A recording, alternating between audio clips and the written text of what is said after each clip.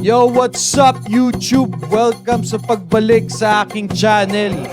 Ngayon naman magmumula tayo sa makulay na mga kalye ng Marrakesh, Morocco. Narito tayo sa set para sa Love Is Never Gone kasama sina Ivana Alawi at Joshua Garcia. Habang naglalakad tayo sa mga makukulay na kalye na ito, ibabahagi ko sa inyo ang isang sulyap sa araw-araw na buhay dito. Ang mga kulay, ang mga tao, at ang mahika ng lugar na ito.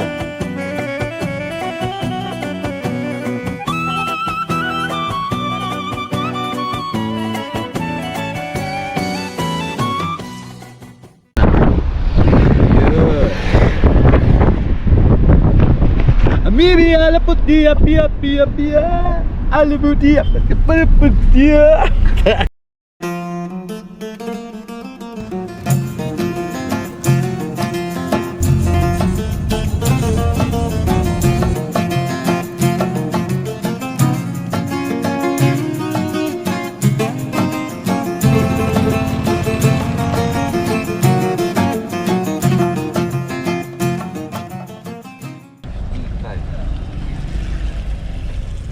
Thank you.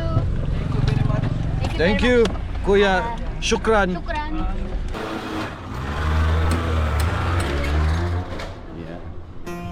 Ngayon, kasabay ng paglalakad sa makukulay na kalye na ito, sisilay pa sa atin ang isa sa pinaka-magical na bahagi ng Marrakesh.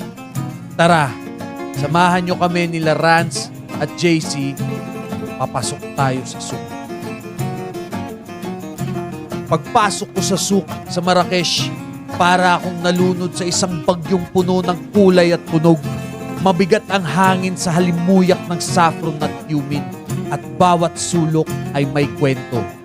Mga habi na carpet, kumukutitap na mga lamp at banayad na tunog ng pagtatawad.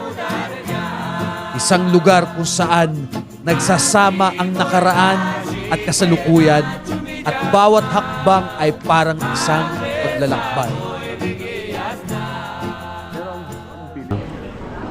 Dubi kaya dyan? Ayaw, ano? Gusto niya i-try. Tingnan natin. Sige. Normally that's the classic Moroccan tea. You wanna smell? Has the green tea means spearmint with orange. Wow.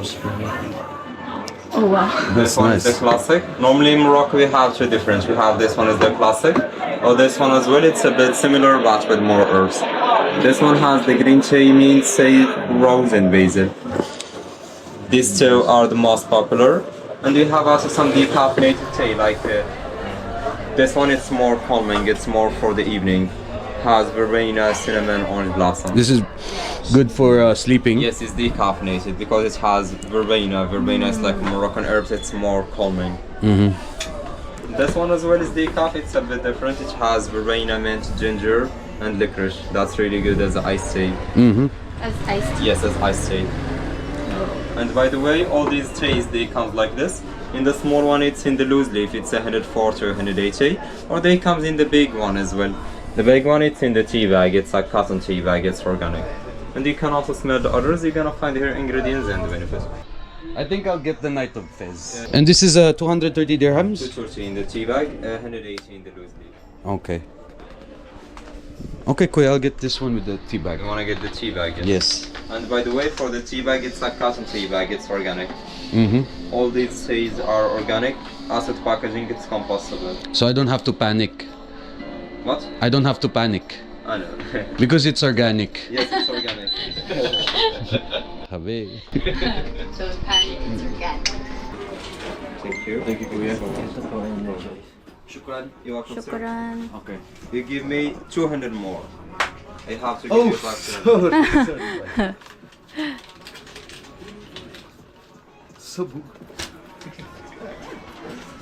You wanna add 200? Wow. Nice to meet you. Shukran, shukran, Have a good day. Enjoy. Thank you. Have a lovely day. Alright, meron tayong First purchase. first purchase, the Moroccan Botanist. Dito lang yan sa Souk Market. Yan, the Moroccan Botanist. Okay, balik na kami dito sa streets.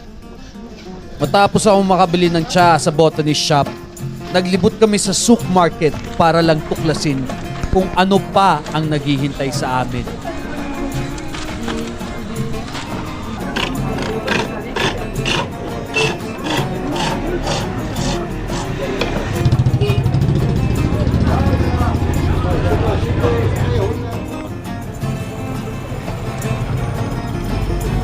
Ang ganda niya lang tingnan.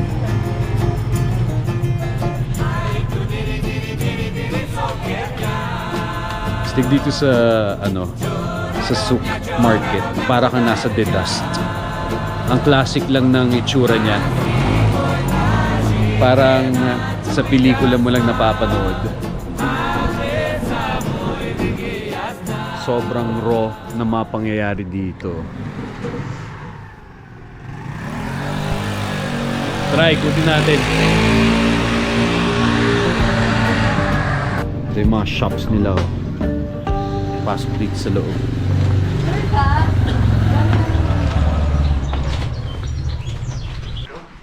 No.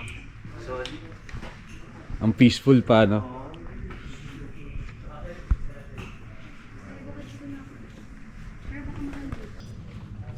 Sobrang mapayapa dito. Hanggang sa natagpuan ko ang isang lugar na nagbebenta ng leather. Maibon. Napagtanto ko na yung bag na dala ko ay hindi Dito, walang tumutugma topping. sa kasuutan ko. Kaya naisip kong magandang ideya na bumili ng bagong bag na gawa sa balat. Dahil kilala ang Morocco sa kanilang dekalidad na balat, magandang materyales at sobrang abot kaya kumpara sa ibang bahagi ng mundo. At dahil Pinoy tayo, syempre naipagtawaran din ako. Dahil mayroon ding kultura ng tawaran dito sa Morocco. Real leather. Hindi tayo nagpapaalipin sa presyo. C'est du soin. C'est du soin. C'est du soin. So, ano napili mo, Kuya Rico? C'est du soin. C'est 200 for two.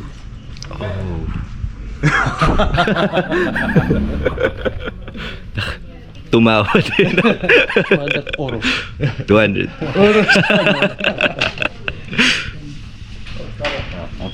280? 200? Nakakuha ng dalawa Para siguro. mas bagay sa ano ko.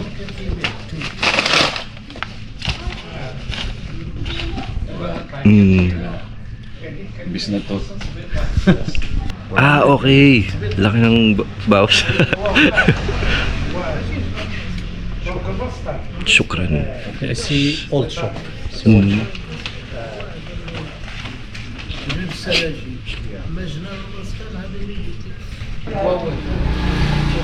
What is your name, kuya? Abdullah. Abdullah. Ang Kiko. مرحبا. Shukran. مرحبا بك. Marhaban din. Ano siya? 450 talaga. 450. 450 kasi 200 yung isa, tapos 250 yung isa.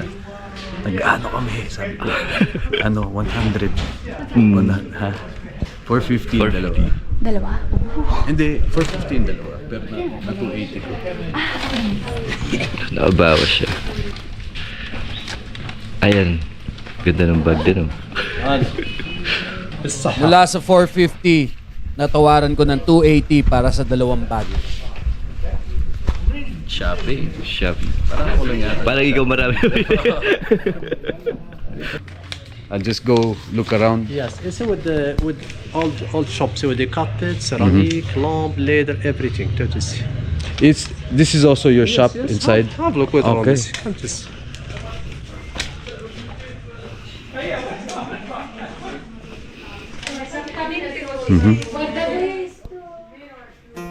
At pagkatapos namin bumili ng bag kay Kuya, inilibot niya kami sa kanyang shop.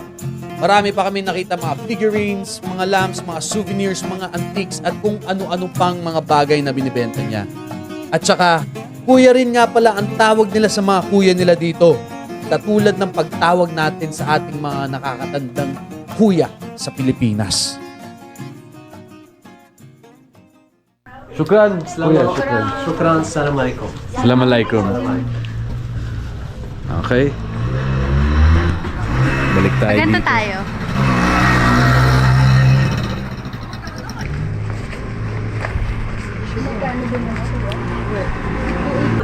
So 6 pesos for 1 dirham.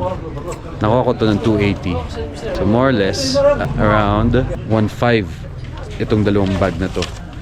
1.5. Uy! Lamp. Nag-wish ako pa matupad. Hello? He wants to make a wish in your lamp. 3 wishes. 3 wishes. Oh! What are your wishes? His wishes. I'm gonna be on YouTube. Yeah? Yeah. Yeah? Kiko Matos. Yes. So hot. That's me. Nice. Cool. You subscribe, kuya? Yeah. Is this yours? This one? How much? 20 20? dirham for each. How about 10? All I can do is 6 for 100. 6 for 100? Okay. I'll take 6. Okay. This is bracelet, right? Yes, of course. Okay.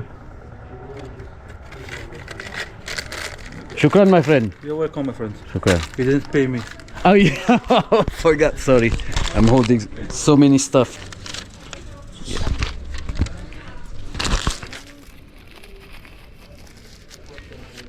Okay. Now we should. Now, thank you. Nice to meet you. Nice to meet See you you. later. See you. Yan o. At dito naman sa tindahang ito, nakahanap ako ng ipapasalubong ko sa pamilya ko sa Pinas. Nakita ko lang siya at nahiwagaan ako. Kaya nagtanong ako kay Kuya, Kuya, how much is this? What is your price for that? 450. 45. But look, the work. It's hand, no machine. It's owned by hands. Evil eyes. Yeah. If you give it to me 100, I'll pay. From my hand, they pay more than that. Promise. How about this? That I make 180. 180. Why is this so much expensive? And the color, it's natural color. The green is the mint. Blue is indigo. Black is cool. Publico, red. Saffron yellow. Not going away, the color. No, this never stay. Ah, okay. No. But it's too much, Kuya, for 450. But tell me your best price. 100 is joking. It's not correct. For me, not for you, not for me. It's not- 150. I make 320. No. I come down for 120, 130 dirham. Or you take this for 150. What is your price for both? Yalla. Best price. 350? For both. It's Berberman, huh? Where are you from? Philippines. Not Philippine, it's Berberman. It's from Atlas Mountain. At habang naipagtawaran ako dito kay Manong nakamukha ni Jafar, tinawag niya akong isang Berber man. Para sa kaalaman yung lahat, ang Berber ay katutubo na galing sa Hilagang Afrika sa mga kabundukan ng Morocco. Sila ay may makulay na kultura, ngunit kilala rin sila sa pagiging matalas na mga negosyante. Maingat talaga sila sa kanilang pera. In short, kuripot katulad ni Boss Toyo. You joker, Kuya. What is your top for now? Last. More than that, it's very quiet now. No lot of people. What is your last offer? Not 350, not my price. What is your top? Top, take it or leave it. 370. Berberman, I see. Chickens. 400 dirham, no talking more. 400. That is my last. Hello. Ayun lang, doon lang tayo natalo. From 450, naging 400. Hindi umubra yung pagka-buraut skills natin. Pero charge to experience pa din. One there. Can you send me the video? It's on YouTube. Yeah. You make me publicity. Sure. Huh? How's that? It's in the Philippines. He's famous. Famous in Philippines. I take Yes. picture with What is your name, Kuya? Abdel. Safi. Abdel Safi. You can find him here in the Souk Market in Darbesha. Darambesha. Darbesha Street. Darambesha. Summer. Souk. You're welcome, Marrakesh. everybody. Come. Thank you. Thank you. Shukriya. Shukran. Shukran. Shukran. Thank you. Yes. Oh, no. Right. No, we are working together. If your wife, I give him gift, but it's not your wife. How about my wife at home? Yeah. Oh, It's a small gift for your wife. This Okay. to him gets here For for Maria you. gift. Yeah. You're welcome. Shukran, kuya. Nice to meet you. No forget me about tradition. I give you my details so you can Yeah. follow me.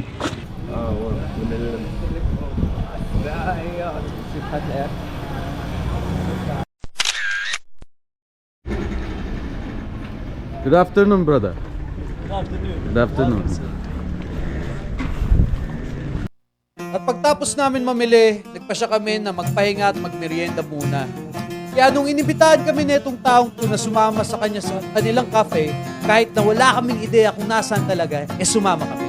Pagpasok namin sa loob ng bahay, napansin ko ang sobrang makulay na disenyo sa loob ng bahay.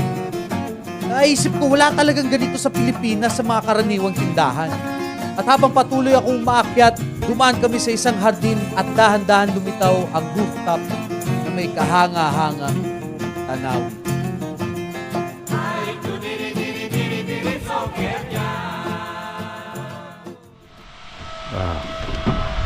You grew up here, brother? Yeah, I grew up here. Uh-huh. It's a long time here. What's your name? It's my name is Ali. Ali. What about yours? Kiko. Kiko. Yeah. Welcome, Kiko. Nice to meet you. Nice to meet you. You're welcome. I will send you the waiter. Ano, gusto mo maganda dito? Ha? Can we see the Menu? menu? Menu? Okay, I will send you the waiter and the menu. Okay. To know, the coffee is €2. It's not expensive. I have to pay in euros. No, it's in euros or dirhams. Dirhams. It's up to you. Okay, okay. If you have euros, it's okay. You have dirhams, it's okay. All right, we have Also by dirhams. card. Okay, okay. Okay, so you are welcome. Welcome, sir. Okay, Ali, shukran. Marhaban. Pero ang ganda rin dito. Diba? Kaya I mean, kaya sulit sabi ko, rin. sige, pwede na. Sulit rin, oo. Diba? Sulit naman din. Solid naman rin. So, magkano na ginastos ko? Ang Kaya na, gastos check. 2.5 dirhams ang budget ko. Ngayon, check na natin kung magkano na lang natitira. 1,320 na lang. Okay, kagabi 2.5 to. So ngayon 1.3. Parang unang araw ko pa lang dito sa Marrakesh, pambihira. Kailangan kong magtipid. Okay na ako sa mga pasasalubungan ko. Ito na. Picture. Bumili na ako para sa inyo. Kaya nga sanay ako dun sa Ayan, so we spent our day here sa Souk Market in Marrakesh, and yeah, we ended up here para panoorin yung sunset. Ayan yung sunset, yung kita sa camera. Ang ganda. Ganda, diba? So, tapusin ko na tong vlog na to. Guys, can you just say a few words ko anong na-feel nyo dito. Describe Dito the sa place. Do you like Oo, sobra. I Souk love. Market? Yeah, ang ganda ng Souk Market dito. Tapos, yun nga yung pinag-uusapan namin kanina ni JC. Grabe yung culture nila dito. Sobrang rich ng culture nila. Ramdam mo yun sa lahat. Actually, kaya sobrang aesthetic nila. Kasi hindi na nila kailangan mag-dry. Oh, ang dami kong picture. Nakakainis. Hindi ako mahilig mag-picture. Pero, sayang di ba? Di mo alam kung kailan maulit. Ang ganda. Alam ko naman ang maganda, pero sa personal, grabe. Di ba? Ano sabi mo? Para siyang Counter-Strike? Parang Counter-Strike. Yung mga bahay Dedas. kasi nila, oh. Shoutout sa mga kabadas natin dyan, mga kabatch nating nagka-Counter-Strike. Oh, para ka nasa Dedas dito. Dedas 2. Oo. Ikaw, JC? Wala masabi. Wala masabi? Hindi, sobrang ganda. Parang kakaiba sa na-experience ko. Parang, lalo na umakit ako dito, mas na-appreciate ko yung view. Sobrang tahimik, sobrang peaceful nga. Ayun. Parang ang busy sa labas, no? Sa Oo. market, no? Parang ang daming nangyayari. Tapos, ito yung pinaka namin, yung pinaka-cap na namin. Pero in my own words, parang itong Souk Market, as in tulad nga nasabi na culture, very rich in the culture, and tawag dito, makikita mo yung parang tawag dito, kung paano yung buhay ng tao, paano yung sila nakikitungo sa araw-araw, and generally Mababait sila. Kita nyo kung paano tayo na ipagtawaran kahit na yung mga gusto nilang magalit, umingiti pa rin sila. Alright guys, tapusin ko na to. Kita-its tayo sa susunod na vlog. Mag-vlog pa kami ng mga ibang ganap dito. And panoorin nyo Love is Never Gone. Alright? Maraming salamat. Sa susunod na episode, babiyahe naman tayo sa disyerto at dadalhin ko naman kayo sa iba't ibang lugar dito sa Morocco. Kasama ang ibang mga kasama namin dito sa cast ng Love is Never Gone. Kaya abangan nyo at kita-kits tayo sa susunod na episode. Kung hindi ka pa nakasubscribe, mag-subscribe ka na.